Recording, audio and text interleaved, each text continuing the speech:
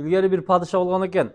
Bir şaардын padişасы öte adilеттүү, öte mээримдүү, адамдарга жакын, анан öte ишенчек bir padişah olgan eкен. Эл эмне десе эле ишене берет экен да. Анан ошол падышанын жанында молдосы болот экен. Анан öte баягы эме экен да. Эпчил адам экен. Эч кимди падышанын жанына жакындатпайт экен. Оң кол болуп жүрчү экен баягы молдо экенсичи. Анан күндөрдүн биринде ошол шаарга bir архитектор келет экен. Архитектор. Öte мындай кыйын архитектор баат эле элдин оозуна алынат экен. Анан шаарда эмне жаңылык деп баягы жаңылык падышага чейин кирип барат экен сарайга. Анан баягы падыша кызыгат экен да, чакыргылачы деп анан бул падышага да жабып калат экен. Анан падышанын оң колу болуп калат экен. Анан баягы молдосу анан кийин кызганып орун кетип калды. Каяка барса ошол архитекторду баягы менен алып алат экен, сөзү менен, жүрүшү менен ушундай бир жакшы киши экен.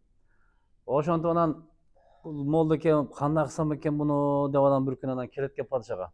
Падышам деп мындай бир башкача менен келет. Не болду молдо эке десе, бүгүн түш көрдүм. Не болду? Не болгон түш десе, атаңызды көрдүм түшүмдө дейт. Анан бейиште жатыптыр.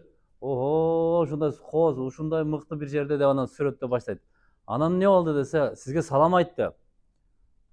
Анан сизден бир өтүнүчү бар экен атаңыздын. Бейишке бир жакшы мечит курганга бир архитектор сурап атат дейт. Десе, эмне кылабыз аны десе, жаныңызда турат го дейт, ошону жөнөтөлү дейт экен.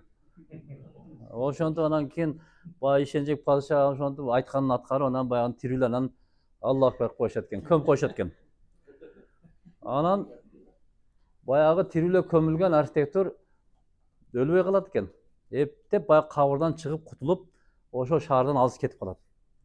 Анан айлар өтүп, эл унутуп калды го деп, анан акырын дагы баягы шаарга тиричилик кылып келсе, адамдар таанып калат экен.